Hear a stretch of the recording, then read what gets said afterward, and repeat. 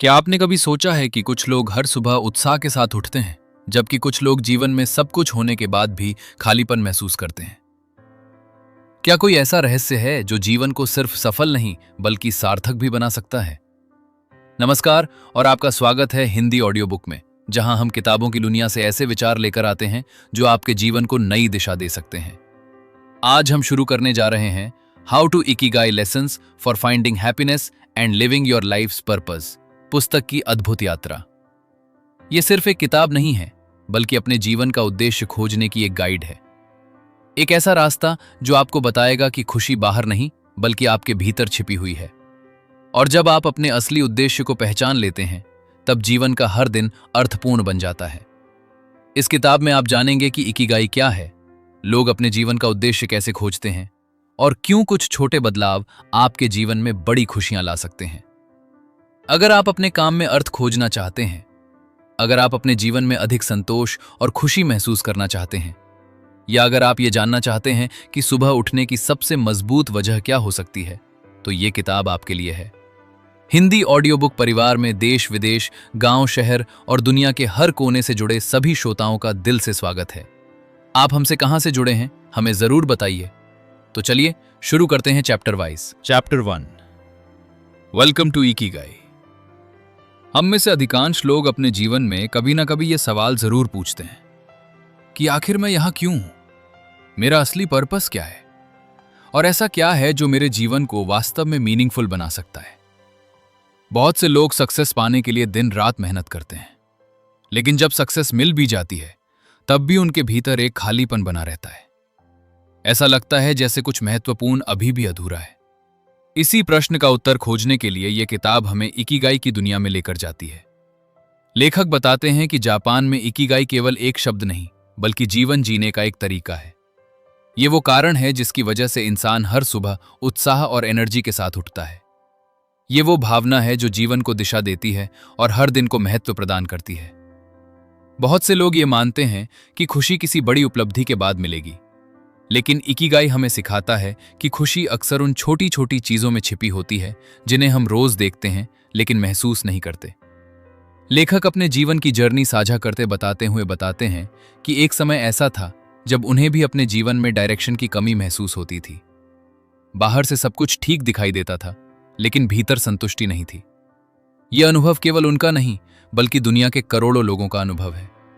लोग अच्छी नौकरी करते हैं, अच्छा पैसा कमाते हैं और समाज में सम्मान भी प्राप्त करते हैं, फिर भी उनके भीतर एक सवाल लगातार बना रहता है कि क्या यही सब कुछ है। इकिगाई इसी सवाल का उत्तर खोजने की प्रक्रिया है। यह हमें अपने भीतर झांकने के लिए प्रेरित करता है। यह पूछने के लिए प्रेरित करता है कि कौन सा काम हमें खुशी देता है, कौन सी गतिविधि करते समय समय का पता नहीं चलता, और कौन सा कार्य हमें यह महसूस कराता है कि हमारा जीवन मूल्यवान है।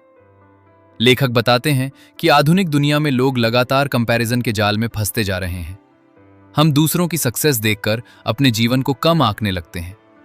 हम ये भूल जाते हैं कि हर व्यक्ति की जर्नी अलग होती है और हर व्यक्ति का इकिगाई भी अलग होता है। किसी का इकिगाई लोगों को सिखाना हो सकता है, किसी का क्रिएट करना, किसी का सेवा करना और किसी का अपने परिवार के लिए प्रेम और सुरक्षा का वातावरण बनाना। अध्याय के अंत तक लेखक हमें यह एहसास दिलाते हैं कि यदि हम सच में हैप्पीनेस और फुलफिलमेंट चाहते हैं, तो हमें अपने भीतर छिपे उस कारण को खोजना होगा जो हमें हर सुबह उठने के लिए प्रेरित करता है, और यही खोज आगे की पूरी किताब का आधार बनने वाली है। Chapter 2, what is your life's purpose. पहले अध्याय में हमने इकिगाई की अवधारणा को समझा। अब सबसे महत्वपूर्ण प्रश्न सामने आता है कि आखिर जीवन का पर्पस क्या है और उसे खोजा कैसे जाए।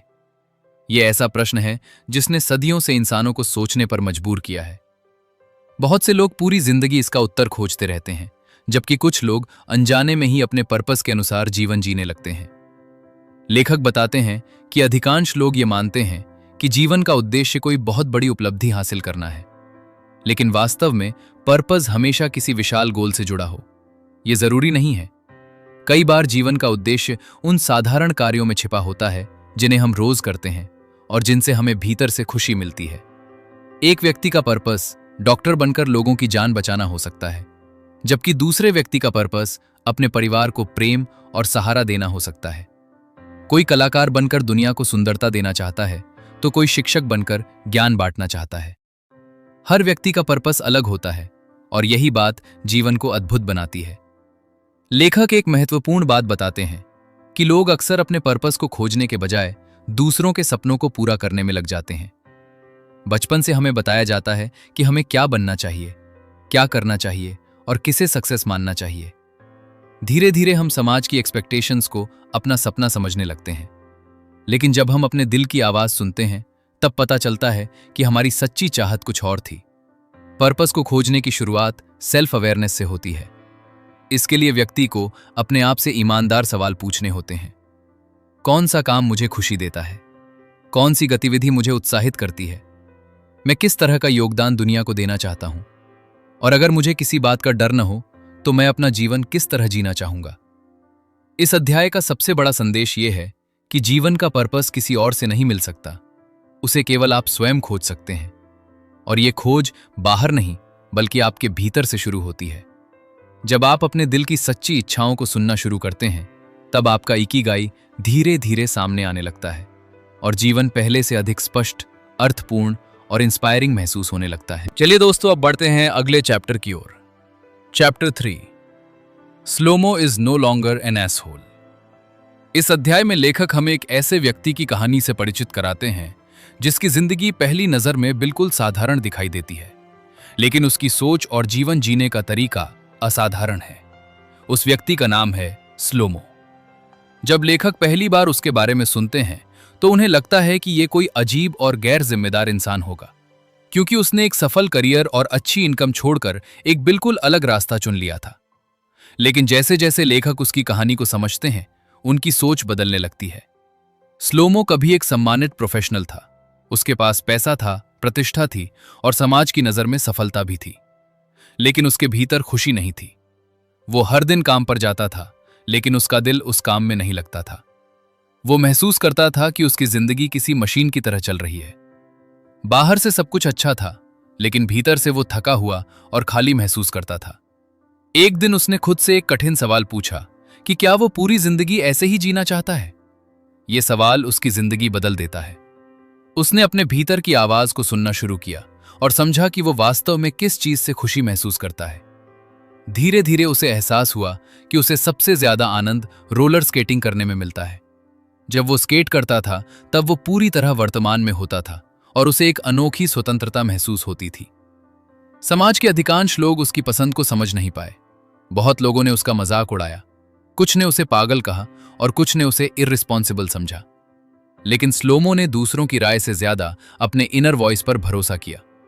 उसने ऐसा जीवन चुना जिसमें पैसा कम था, लेकिन संतोष अधिक था। लेखक बताते हैं कि स्लोमो की कहानी हमें एक महत्वपूर्ण लेसन सिखाती है।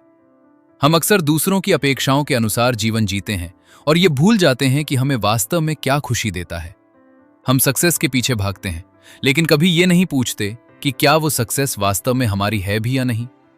स्लोमो ने यह समझ लिया था कि जीवन का मूल्य केवल इनकम या स्टेटस से नहीं मापा जा सकता। असली मूल्य उस खुशी में है जो हमें अपने पसंदीदा काम से मिलती है। उसने अपने इकिगाई को पहचान लिया था और उसी के अनुसार जीवन जीना शुरू कर दिया था। यह अध्याय हमें सोचने पर मजबूर करता है कि क्या हम भी कहीं ऐसी जिंदगी तो नहीं जी रहे जो केवल दूसरों को प्रभावित करने के लिए बनाई गई है? और क्या हमने कभी रुककर यह जानने की कोशिश की है कि हमारा अपना इकिगाई क्या है? लेखक का संदेश स्पष्ट है। जब व्यक्ति अपने दिल की सच्ची आवाज सुनने लगता है, तब उसका जीवन धीरे धीरे बदलने लगता है और वो ऐसी फ्रीडम महसूस करता है जो किसी भी बाहरी उपलब्धि से कहीं अधिक मूल्यवान होती है। चलिए अब बढ़ते हैं अगले चैप्टर की ओर। Chapter 4, the unexpected lesson. Slomo की कहानी सुनने के बाद लेखक के मन में कई सवाल पैदा होते हैं। उन्होंने सोचा था कि उन्हें इकिगाई के बारे में कोई जटिल फिलॉसफी या कोई विशेष फॉर्मूला मिलेगा, लेकिन इसके बजाय उन्हें एक बहुत सरल और गहरा लेसन मिला। यह लेसन था कि खुशी और उद्देश्य बाहर नहीं, बल्कि हमारे रोजमर्रा के जीवन में मौजूद होते हैं। लेखक बताते हैं कि हम अक्सर ये मान लेते हैं कि खुशी किसी बड़ी अचीवमेंट के बाद मिलेगी, जब हमें बेहतर नौकरी मिलेगी, जब हमारे पास ज्यादा पैसा होगा या जब हम कोई बड़ा लक्ष्य हासिल कर लेंगे। लेकिन वास्तविकता यह है कि ऐसा सोचते सोचते पूरी जिंदगी निकल सकती है और खुशी फिर भी दूर रह सकती है। स्लोमो ने लेखक को यह दिखाया कि जीवन का आनंद भविष्य में नहीं बल्कि वर्तमान में छिपा होता है। वो स्केट करते समय किसी बड़ी उपलब्धि के बारे में नहीं सोचता था, वो केवल उस पल को पूरी तरह जीता था। यही उसकी खुशी का रहस्य था और यही उसका इकिगाई भी था। लेखक समझाने की कोशिश करते हैं कि हम में से बहुत से लोग अपने जीवन को अननेसेसरीली कॉम्प्लिकेटेड बना लेते हैं। हम लगातार भविष्य की चिंता करते हैं या अतीत की गलतियों में उलझे रहते हैं। परिणाम यह होता है कि हम वर्तमान की सुंदरता को देख ही नहीं पाते। इस अध्याय का एक महत्वपूर्ण विचार यह है कि इकिगाई को खोजने के लिए हमेशा किसी बड़े बदलाव की आवश्यकता नहीं होती। कई बार केवल अपनी सोच बदलना ही काफी होता है। जब व्यक्ति छोटी छोटी खुशियों को पहचानना शुरू करता है, तब उसके जीवन का पूरा पर्सपेक्टिव बदल जाता है। लेखक ये भी बताते हैं कि पर्पस कोई ऐसी चीज नहीं है जिसे केवल कुछ खास लोग खोज सकते हैं। हर व्यक्ति के भीतर उसका पर्पस मौजूद है। फर्क केवल इतना है कि कुछ लोग उसे सुनते हैं और कुछ लोग जीवन की भागदौड़ में उसे दबा देते हैं। यह अध्याय हमें सिखाता है कि यदि हम अपने जीवन में अधिक हैप्पीनेस और फुलफिलमेंट चाहते हैं, तो हमें वर्तमान क्षण को महत्व देना सीखना होगा। हमें यह समझना होगा कि जीवन का सबसे बड़ा गिफ्ट यही वर्तमान समय है। Chapter 5 Ikigai gets clearer with positive psychology. इस अध्याय में लेखक इकिगाई और पॉजिटिव साइकोलॉजी के बीच के गहरे संबंध को समझाते हैं। पॉजिटिव साइकोलॉजी मनोविज्ञान की वो शाखा है जो केवल समस्याओं और कमजोरियों पर ध्यान नहीं देती, बल्कि यह समझने की कोशिश करती है कि लोग वास्तव में खुश और संतुष्ट कैसे बनते हैं। लेखक बताते हैं कि इकिगाई को समझने में पॉजिटिव साइकोलॉजी एक शक्तिशाली टूल की तरह काम करती है, क्योंकि ये हमें अपनी स्ट्रेंथ्स और खुशियों को पहचानना सिखाती है। अधिकांश लोग अपना बहुत सारा समय अपनी कमियों को सुधारने में लगा देते हैं। वे लगातार इस बात पर ध्यान देते हैं कि उनमें क्या कमी है और वे दूसरों जितने अच्छे क्यों नहीं हैं। लेकिन पॉजिटिव साइकोलॉजी एक अलग दृष्टिकोण प्रस्तुत करती है। ये कहती है कि यदि व्यक्ति अपनी स्ट्रेंथ्स को पहचाने और उन्हें विकसित करे, तो वो अधिक कॉन्फिडेंस और फुलफिलमेंट महसूस कर सकता है। लेखक बताते हैं कि जब हम उन कामों में समय बिताते हैं जिन्हें हम पसंद करते हैं और जिनमें हम अच्छे हैं, तब हमारे भीतर एक विशेष प्रकार की एनर्जी पैदा होती है। हम अधिक जीवंत महसूस करते हैं और हमारे भीतर मोटिवेशन बढ़ने लगता है। यही वो अवस्था है जहां इकिगाई धीरे धीरे स्पष्ट होने लगता है। इस अध्याय में फ्लो की अवधारणा का भी उल्लेख किया गया है। फ्लो वो स्थिति है जब व्यक्ति किसी काम में इतना डूब जाता है कि उसे समय का पता ही नहीं चलता। यह अनुभव अक्सर तब होता है जब हम ऐसा कार्य कर रहे होते हैं जो हमें चुनौती भी देता है और आनंद भी प्रदान करता है। लेखक बताते हैं कि फ्लो और इकिगाई का गहरा संबंध है, क्योंकि दोनों ही हमें हमारे सबसे प्रामाणिक स्वरूप के करीब ले जाते हैं। लेखक ये भी समझाते हैं कि खुशी केवल बाहरी उपलब्धियों पर निर्भर नहीं करती। बहुत से लोग बड़ी सफलता प्राप्त करने के बाद भी असंतुष्ट रहते हैं, जबकि कुछ लोग साधारण जीवन जीते हुए भी गहरी खुशी महसूस करते हैं। इसका कारण यह है कि सच्ची हैप्पीनेस हमारे माइंडसेट और जीवन के प्रति दृष्टिकोण से पैदा होती है। पॉजिटिव साइकोलॉजी हमें ग्रैटिट्यूड का महत्व भी सिखाती है। जब व्यक्ति अपने जीवन में मौजूद अच्छी चीजों को पहचानना शुरू करता है, तब उसका ध्यान कमी से हटकर समृद्धि पर केंद्रित होने लगता है। यह बदलाव छोटा दिखाई दे सकता है, लेकिन इसका प्रभाव बहुत गहरा होता है। अध्याय के अंत तक लेखक ये निष्कर्ष निकालते हैं कि इकिगाई कोई रहस्य नहीं है जिसे खोजने के लिए हमें दुनिया के किसी कोने में जाना पड़े। यह हमारे अनुभवों, हमारी स्ट्रेंथ्स, हमारी खुशियों और हमारे दैनिक जीवन में छिपा होता है। पॉजिटिव साइकोलॉजी हमें उन संकेतों को पहचानने में मदद करती है और धीरे धीरे हमारे जीवन के पर्पस को स्पष्ट करती है। Chapter 6 what's stopping you. जब लोग इकिगाई के बारे में सुनते हैं तो अक्सर उन्हें यह विचार पसंद आता है, लेकिन बहुत कम लोग वास्तव में अपने इकिगाई के अनुसार जीवन जी पाते हैं। इस अध्याय में लेखक उसी महत्वपूर्ण प्रश्न का उत्तर खोजते हैं कि आखिर ऐसी कौन सी चीजें हैं जो हमें हमारे पर्पस तक पहुंचने से रोकती हैं। लेखक बताते हैं कि सबसे बड़ी बाधा अक्सर बाहरी परिस्थितियां नहीं, बल्कि हमारे अपने डर होते हैं।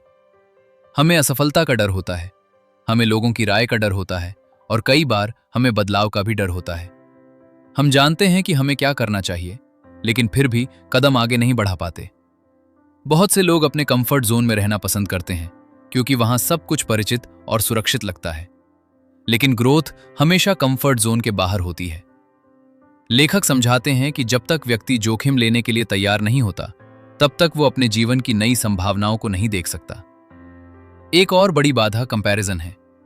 आज की दुनिया में लोग लगातार दूसरों से अपनी तुलना करते रहते हैं।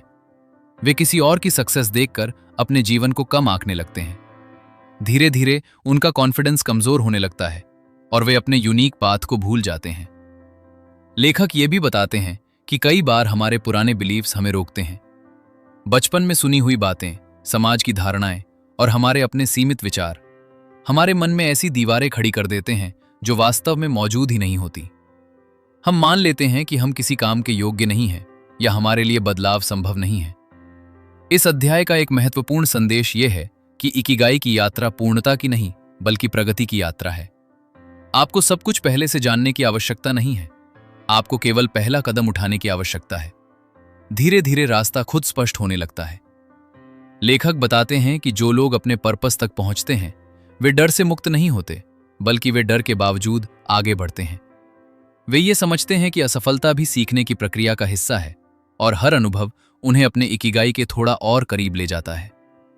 अध्याय के अंत में लेखक पाठकों को चुनौती देते हैं कि वे अपने जीवन की उन बाधाओं को पहचानें जो उन्हें रोक रही हैं, क्योंकि जब व्यक्ति अपनी सीमाओं को पहचान लेता है तभी वो उन्हें पार करने की शुरुआत कर सकता है। और यही वो क्षण होता है जहां से इकिगाई की वास्तविक जर्नी शुरू होती है। चलिए अब चलते हैं अगले चैप्टर की ओर। Chapter 5, Ikigai gets clearer with positive psychology. इस अध्याय में लेखक इकिगाई और पॉजिटिव साइकोलॉजी के बीच के गहरे संबंध को समझाते हैं। पॉजिटिव साइकोलॉजी मनोविज्ञान की वो शाखा है जो केवल समस्याओं और कमजोरियों पर ध्यान नहीं देती, बल्कि ये समझने की कोशिश करती है कि लोग वास्तव में खुश और संतुष्ट कैसे बनते हैं। लेखक बताते हैं कि इकिगाई को समझने में पॉजिटिव साइकोलॉजी एक शक्तिशाली टूल की तरह काम करती है, क्योंकि ये हमें अपनी स्ट्रेंथ्स और खुशियों को पहचानना सिखाती है। अधिकांश लोग अपना बहुत सारा समय अपनी कमियों को सुधारने में लगा देते हैं। वे लगातार इस बात पर ध्यान देते हैं कि उनमें क्या कमी है और वे दूसरों जितने अच्छे क्यों नहीं हैं। लेकिन पॉजिटिव साइकोलॉजी एक अलग दृष्टिकोण प्रस्तुत करती है। ये कहती है कि यदि व्यक्ति अपनी स्ट्रेंथ्स को पहचाने और उन्हें विकसित करे तो वो अधिक कॉन्फिडेंस और फुलफिलमेंट महसूस कर सकता है। लेखक बताते हैं कि जब हम उन कामों में समय बिताते हैं जिन्हें हम पसंद करते हैं और जिनमें हम अच्छे हैं, तब हमारे भीतर एक विशेष प्रकार की एनर्जी पैदा होती है। हम अधिक जीवंत महसूस करते हैं और हमारे भीतर मोटिवेशन बढ़ने लगता है। यही वो अवस्था है जहां इकिगाई धीरे धीरे स्पष्ट होने लगता है। इस अध्याय में फ्लो की अवधारणा का भी उल्लेख किया गया है। फ्लो वह स्थिति है जब व्यक्ति किसी काम में इतना डूब जाता है कि उसे समय का पता ही नहीं चलता। यह अनुभव अक्सर तब होता है जब हम ऐसा कार्य कर रहे होते हैं जो हमें चुनौती भी देता है और आनंद भी प्रदान करता है। लेखक बताते हैं कि फ्लो और इकिगाई का गहरा संबंध है, क्योंकि दोनों ही हमें हमारे सबसे प्रामाणिक स्वरूप के करीब ले जाते हैं। लेखक ये भी समझाते हैं कि खुशी केवल बाहरी उपलब्धियों पर निर्भर नहीं करती। बहुत से लोग बड़ी सफलता प्राप्त करने के बाद भी असंतुष्ट रहते हैं, जबकि कुछ लोग साधारण जीवन जीते हुए भी गहरी खुशी महसूस करते हैं। इसका कारण यह है कि सच्ची हैप्पीनेस हमारे माइंडसेट और जीवन के प्रति दृष्टिकोण से पैदा होती है। पॉजिटिव साइकोलॉजी हमें ग्रैटिट्यूड का महत्व भी सिखाती है। जब व्यक्ति अपने जीवन में मौजूद अच्छी चीजों को पहचानना शुरू करता है, तब उसका ध्यान कमी से हटकर समृद्धि पर केंद्रित होने लगता है। यह बदलाव छोटा दिखाई दे सकता है, लेकिन इसका प्रभाव बहुत गहरा होता है। अध्याय के अंत तक लेखक यह निष्कर्ष निकालते हैं कि इकिगाई कोई रहस्य नहीं है जिसे खोजने के लिए हमें दुनिया के किसी कोने में जाना पड़े। यह हमारे अनुभवों, हमारी स्ट्रेंथ्स, हमारी खुशियों और हमारे दैनिक जीवन में छिपा होता है। पॉजिटिव साइकोलॉजी हमें उन संकेतों को पहचानने में मदद करती है और धीरे धीरे हमारे जीवन के पर्पस को स्पष्ट करती है। चलिए अब चलते हैं अगले चैप्टर की ओर। Chapter 6, what's stopping you.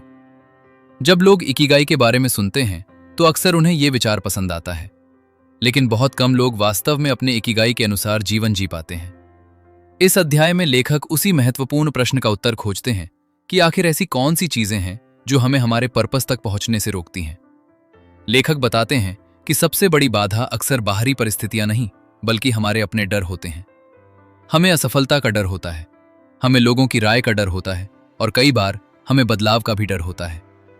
हम जानते हैं कि हमें क्या करना चाहिए, लेकिन फिर भी कदम आगे नहीं बढ़ा पाते। बहुत से लोग अपने कंफर्ट जोन में रहना पसंद करते हैं क्योंकि वहां सब कुछ परिचित और सुरक्षित लगता है। लेकिन ग्रोथ हमेशा कंफर्ट जोन के बाहर होती है। लेखक समझाते हैं कि जब तक व्यक्ति जोखिम लेने के लिए तैयार नहीं होता, तब तक वो अपने जीवन की नई संभावनाओं को नहीं देख सकता। एक और बड़ी बाधा कंपैरिजन है। आज की दुनिया में लोग लगातार दूसरों से अपनी तुलना करते रहते हैं।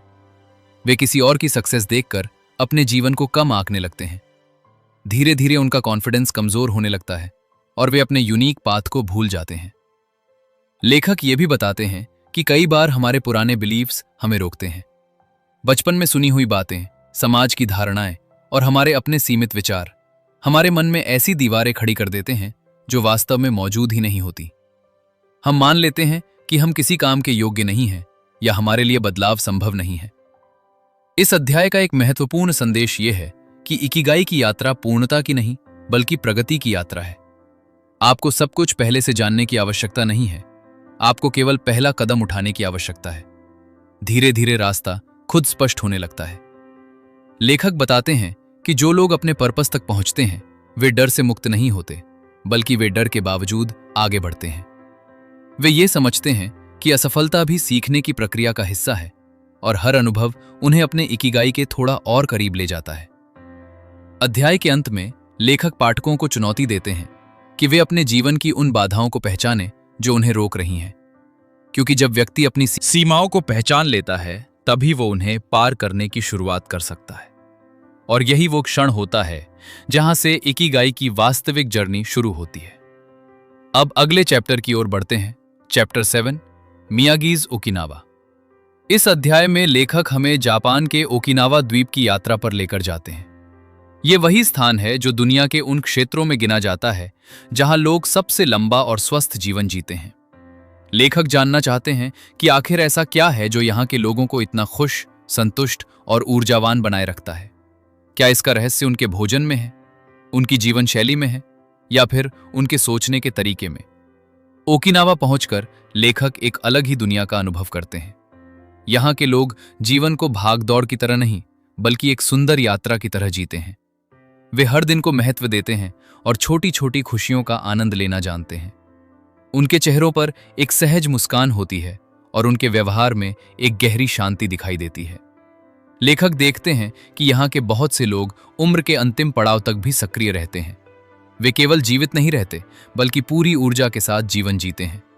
वे बागवानी करते हैं, दोस्तों से मिलते हैं, नई चीजें सीखते हैं और अपने समुदाय के साथ जुड़े रहते हैं। उनके लिए उम्र केवल एक संख्या है, न कि रुक जाने का कारण। ओकिनावा के लोगों की सबसे बड़ी विशेषता यह है कि उनके जीवन में इकिगाई मौजूद होता है। उनके पास हर सुबह उठने का एक कारण होता है, चाहे वो अपने पौधों की देखभाल करना हो, परिवार के साथ समय बिताना हो या समुदाय की सेवा करना हो।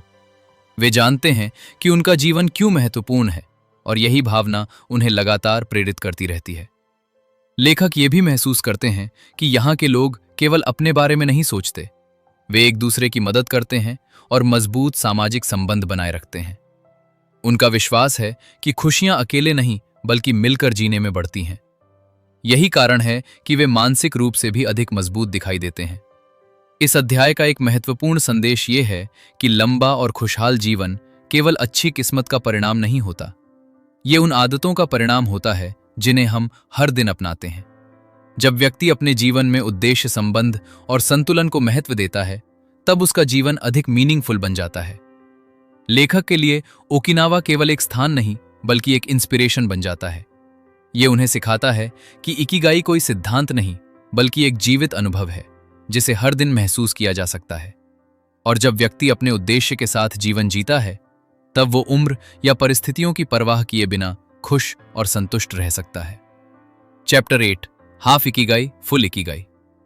इस अध्याय में लेखक इकिगाई के बारे में एक बहुत रोचक और महत्वपूर्ण विचार प्रस्तुत करते हैं। वे बताते हैं कि बहुत से लोग ये सोचते हैं कि या तो उनके पास इकिगाई होगा या नहीं होगा, लेकिन वास्तविकता इससे कहीं अधिक सरल और व्यावहारिक है। लेखक कहते हैं कि जीवन में हाफ इकिगाई और फुल इकिगाई दोनों हो सकते हैं। हाफ इकिगाई का अर्थ है कि व्यक्ति ने अपने उद्देश्य के कुछ हिस्सों को पहचान लिया है, लेकिन अभी वो पूरी तरह उससे जुड़ नहीं पाया है। उदाहरण के लिए, कोई व्यक्ति अपनी नौकरी में अच्छा हो सकता है और उससे पैसा भी कमा सकता है, लेकिन उसे उसमें गहरी खुशी महसूस न होती हो।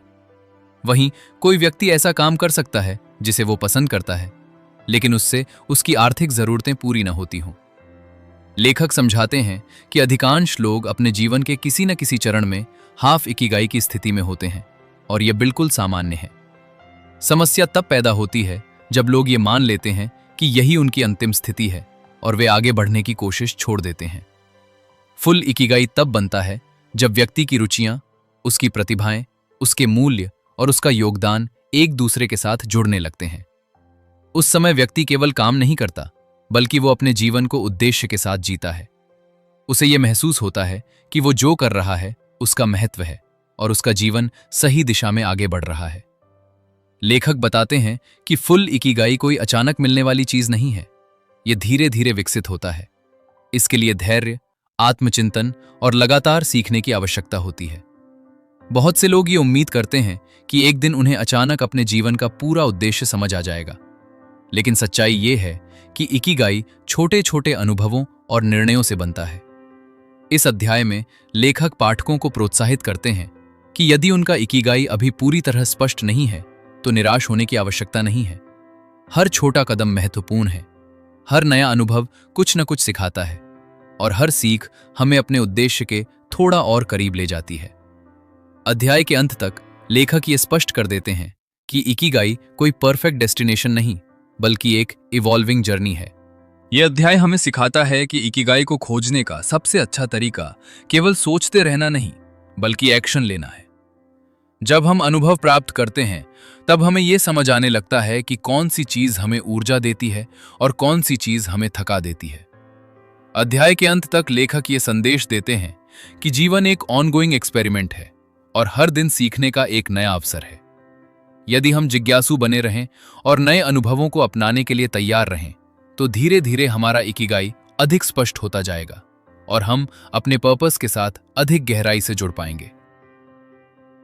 Chapter 11, meditating your way to Ikigai. इस अध्याय में लेखक एक ऐसे अभ्यास के बारे में बात करते हैं जिसे अक्सर लोग केवल शांति या तनाव कम करने का साधन मानते हैं, लेकिन वास्तव में उसका प्रभाव इससे कहीं अधिक गहरा होता है। यह अभ्यास है मेडिटेशन। लेखक बताते हैं कि यदि हम अपने इकिगाई को खोजना चाहते हैं, तो हमें अपने भीतर की आवाज सुनना सीखना होगा और मेडिटेशन उसी दिशा में एक महत्वपूर्ण कदम है। आज की दुनिया में हमारा मन लगातार व्यस्त रहता है। हम सुबह उठते ही फोन देखते हैं, दिन भर काम करते हैं और रात तक जानकारी के अनगिनत स्रोतों से घिरे रहते हैं। इस लगातार शोर के बीच अपने दिल की सच्ची आवाज सुन पाना कठिन हो जाता है। लेखक कहते हैं कि समस्या ये नहीं है कि हमारे पास उत्तर नहीं है, बल्कि समस्या ये है कि हमारे मन में इतना शोर है कि हम उन उत्तरों को सुन ही नहीं पाते। मेडिटेशन हमें रुकना सिखाता है। यह हमें वर्तमान क्षण में लौटने का अवसर देता है। जब व्यक्ति कुछ समय के लिए शांत बैठता है और केवल अपनी सांसों पर ध्यान देता है, तब धीरे धीरे उसके विचार स्पष्ट होने लगते हैं। वो अपने भीतर की भावनाओं, इच्छाओं और सपनों को अधिक गहराई से समझ पाता है। लेखक समझाते हैं कि इकिगाई को खोजने की प्रक्रिया केवल बाहरी दुनिया को देखने की नहीं, बल्कि अपने भीतर झांकने की भी है। बहुत से लोग पूरे जीवन ये जानने की कोशिश करते हैं कि उन्हें क्या करना चाहिए, लेकिन वे कभी ये नहीं पूछते कि वे वास्तव में क्या चाहते हैं। मेडिटेशन इस अंतर को समझने में मदद करता है। इस अध्याय में लेखक ये भी बताते हैं कि मेडिटेशन का उद्देश्य विचारों को पूरी तरह समाप्त करना नहीं है, बल्कि उन्हें बिना निर्णय के देखना सीखना है। जब हम अपने विचारों को केवल देखते हैं, तब हमें समझ आने लगता है कि कौन से डर हमें रोक रहे हैं, कौन सी इच्छाएं वास्तव में हमारी हैं और कौन सी बातें केवल समाज की एक्सपेक्टेशंस हैं।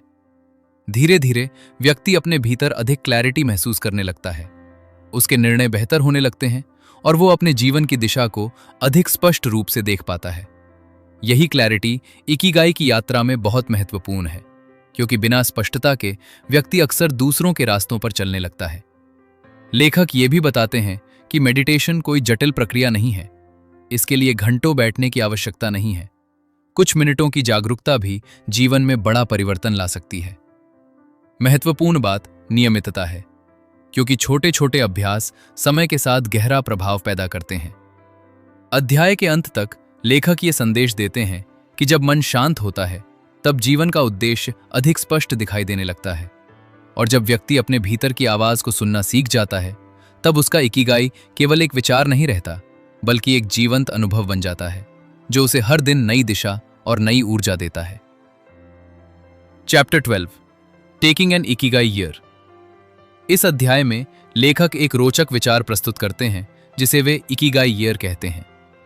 यह पारंपरिक गैप ईयर जैसा ही एक विचार है, लेकिन इसका उद्देश्य केवल यात्रा करना या काम से ब्रेक लेना नहीं, बल्कि अपने जीवन को नए दृष्टिकोण से समझना है। लेखक बताते हैं कि कई बार हम इतने लंबे समय तक एक ही रूटीन में फंसे रहते हैं कि हमें यह एहसास ही नहीं होता कि हम वास्तव में क्या चाहते हैं। बहुत से लोग हर दिन एक जैसे काम करते हैं। वे सुबह उठते हैं, काम पर जाते हैं, जिम्मेदारियां निभाते हैं और फिर अगले दिन वही प्रक्रिया दोहराते हैं। धीरे धीरे ये रूटीन इतना सामान्य हो जाता है कि व्यक्ति अपने सपनों और इच्छाओं से दूर होने लगता है। इकिगाई ईयर का विचार इसी स्थिति को चुनौती देता है। लेखक समझाते हैं कि इकिगाई ईयर का अर्थ जरूरी नहीं है कि आप 1 साल के लिए सब कुछ छोड़ दें। इसका वास्तविक अर्थ है अपने जीवन में ऐसा समय निकालना जब आप रुककर सोच सकें कि आप कहां जा रहे हैं और क्यों जा रहे हैं। यह कुछ महीनों का हो सकता है, कुछ हफ्तों का हो सकता है, या केवल नियमित आत्मचिंतन का एक चरण भी हो सकता है। इस दौरान व्यक्ति नई चीजें सीख सकता है, नए लोगों से मिल सकता है, नई जगहों को देख सकता है और उन अनुभवों को प्राप्त कर सकता है जो सामान्य जीवन में संभव नहीं होते। ऐसे अनुभव व्यक्ति की सोच को विस्तृत करते हैं और उसे अपने बारे में नई समझ देते हैं। लेखक बताते हैं कि जब हम अपनी परिचित दुनिया से कुछ समय के लिए बाहर निकलते हैं, तब हमें यह देखने का अवसर मिलता है कि कौन सी चीजें वास्तव में महत्वपूर्ण हैं और कौन सी केवल आदत बन चुकी हैं। कई बार यही दूरी हमें अपने जीवन की वास्तविक प्राथमिकताओं को समझने में मदद करती है। इस अध्याय में यह भी बताया गया है कि इकिगाई ईयर केवल बाहरी खोज नहीं है, बल्कि एक आंतरिक जर्नी भी है। यह व्यक्ति को अपने मूल्यों, अपने सपनों और अपने पर्पस पर दोबारा विचार करने का अवसर देता है। जब व्यक्ति ईमानदारी से खुद से सवाल पूछता है, तब उसे अपने जीवन के बारे में कई नए उत्तर मिलने लगते हैं। लेखक ये स्पष्ट करते हैं कि इकिगाई को खोजने के लिए हमेशा तेज गति से आगे बढ़ना आवश्यक नहीं है। कई बार रुकना भी उतना ही महत्वपूर्ण होता है, क्योंकि जब हम रुकते हैं तभी हम ये देख पाते हैं कि हम किस दिशा में जा रहे हैं और क्या वो दिशा वास्तव में हमारी अपनी है। अध्याय के अंत तक लेखक ये निष्कर्ष निकालते हैं कि हर व्यक्ति को समय समय पर अपने जीवन में एक इकिगाई मोमेंट की आवश्यकता होती है। ऐसा समय जब वो स्वयं से दोबारा जुड़ सके और अपने जीवन को नए नजरिए से देख सके, क्योंकि अक्सर वही क्षण हमारे इकिगाई को पहले से कहीं अधिक स्पष्ट बना देते हैं और हमें एक अधिक संतोषपूर्ण और अर्थपूर्ण जीवन की ओर ले जाते हैं। Chapter 13, Kyoko ceases dragons. इस अध्याय में लेखक हमें क्योको नाम की एक महिला की कहानी से परिचित कराते हैं, जिसकी जीवन यात्रा इकिगाई को समझने का एक प्रेरणादायक उदाहरण बन जाती है। पहली नजर में उसकी कहानी किसी साधारण व्यक्ति की कहानी जैसी लग सकती है, लेकिन जैसे जैसे लेखक उसके अनुभवों को सामने लाते हैं, हमें एहसास होता है कि उसके जीवन में छिपे सबक कितने गहरे हैं। क्योको हमेशा से जिज्ञासु स्वभाव की थी। वो नई चीजें सीखना पसंद करती थी और अपने जीवन को केवल सुरक्षित सीमाओं के भीतर नहीं रखना चाहती थी। लेकिन समय के साथ जिम्मेदारियां बढ़ती गईं और उसकी जिंदगी भी उन लाखों लोगों जैसी हो गई जो रोजमर्रा के कामों में इतने व्यस्त हो जाते हैं कि अपने सपनों को पीछे छोड़ देते हैं। लेखक बताते हैं कि एक समय ऐसा आया जब क्योको ने महसूस किया कि वो केवल आदतों के अनुसार जीवन जी रही है। उसके दिन बीत रहे थे, लेकिन उसके भीतर वो उत्साह नहीं था जो कभी हुआ करता था। उसी दौरान उसने अपने आप से एक महत्वपूर्ण प्रश्न पूछा कि आखिर कौन सी चीज है जो उसके दिल को वास्तव में जीवंत महसूस कराती है। यहीं से उसकी खोज शुरू होती है। लेखक ड्रैगन का उपयोग एक प्रतीक के रूप में करते हैं। ड्रैगन उन सपनों का प्रतीक है जिनका पीछा करने से लोग अक्सर डरते हैं, क्योंकि वे कठिन दिखाई देते हैं या असंभव लगते हैं। क्योको ने निर्णय लिया कि वो अपने ड्रैगन्स का सामना करेगी, चाहे रास्ता कितना भी चुनौतीपूर्ण क्यों न हो। जैसे जैसे वो नए अनुभव प्राप्त करती है, उसे ये समझ आने लगता है कि जीवन का सबसे बड़ा जोखिम कई बार कोई जोखिम न लेना होता है। वो नई चीजें सीखती हैं, नए लोगों से मिलती है और धीरे धीरे अपने कंफर्ट जोन से बाहर निकलती है। हर अनुभव उसे अपने बारे में कुछ नया सिखाता है और उसका कॉन्फिडेंस पहले से अधिक मजबूत होने लगता है। लेखक ये समझाते हैं कि इकिगाई हमेशा किसी एक बड़े उत्तर के रूप में सामने नहीं आता। कई बार ये छोटी छोटी खोजों के माध्यम से धीरे धीरे स्पष्ट होता है। क्योको के साथ भी यही हुआ। उसने किसी एक दिन अचानक अपना पर्पस नहीं खोज लिया, बल्कि लगातार प्रयासों और अनुभवों के माध्यम से वो अपने उद्देश्य के करीब पहुंचती गई। इस अध्याय का एक महत्वपूर्ण संदेश ये है कि डर का होना सामान्य है, लेकिन डर को अपने निर्णयों का मालिक बना देना खतरनाक है। जो लोग अपने सपनों का पीछा करते हैं वे डर से मुक्त नहीं होते, बल्कि वे डर के बावजूद आगे बढ़ते हैं, और यही साहस उन्हें अपने इकिगाई के करीब ले जाता है।